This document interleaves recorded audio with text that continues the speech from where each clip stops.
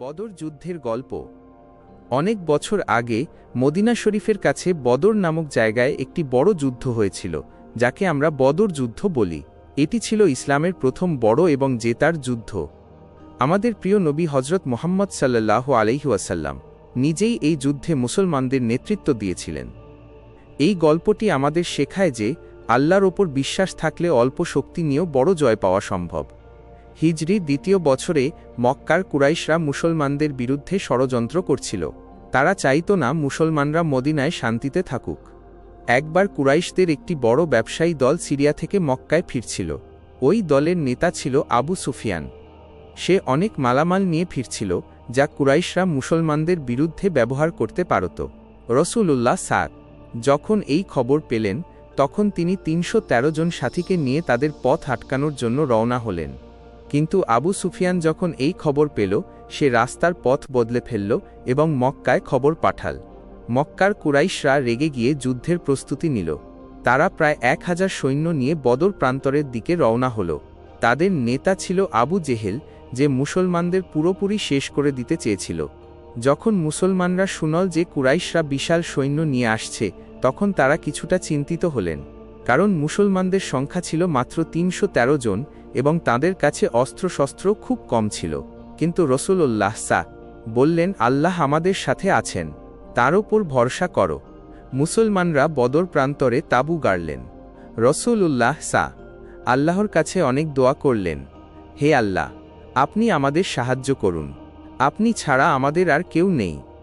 সেই রাতে আল্লাহ তাআলা মুসলমানদের খুব আরামের ঘুম দিলেন, যাতে পরের দিন তারা সতেজ হয়ে লড়াই করতে পারেন। সকালে যুদ্ধ শুরু হলো। কুরাইশদের বাহিনী ছিল অনেক বড়, তাদের কাছে ঘোড়া, তলোয়ার এবং অনেক অস্ত্র ছিল, আর মুসলমানদের কাছে ছিল শুধু সাহস আর ঈমান।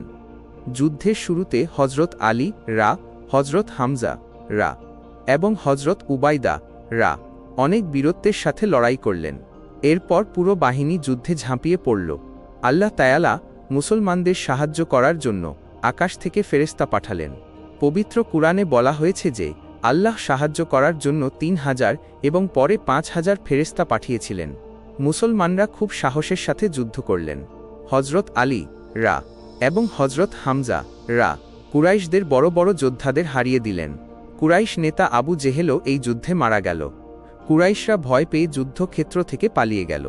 মুসলমানরা জিতে গেলেন। এই যুদ্ধে মাত্র ১৪ জন মুসলমান শহীদ হয়েছিলেন, অন্যদিকে কুরাইশদের ৭০ জন মারা গিয়েছিল। মুসলমানরা অনেক অস্ত্র ও সম্পদ লাভ করলেন। নবী করিম আল্লাহর শুকরিয়া আদায় করলেন এবং বললেন, এটি আল্লাহর দেওয়া জয়, তিনিই আমাদের সাহায্য করেছেন। বদর যুদ্ধ ছিল ইসলামের জন্য একটি বিশাল বিজয়। এই জয়ের ফলে মুসলমানদের শক্তি এবং সাহস অনেক বেড়ে গেল। গল্পের শিক্ষা। বদর যুদ্ধের গল্প আমাদের শেখায় যে আমরা যদি আল্লাহর ওপর ভরসা রাখি, তবে অল্প শক্তি নিয়েও বড় জয় পাওয়া সম্ভব। রাসূলুল্লাহ এবং তার সাহাবীরা ছিলেন আল্লাহর খুব সাহসী ও প্রিয় বান্দা। এই গল্প আমাদের মনে করিয়ে দেয় যে আল্লাহ সবসময় সত্যের সাথে থাকেন। বন্ধুরা, এই বীরত্বের গল্পটি তোমাদের কেমন লাগলো?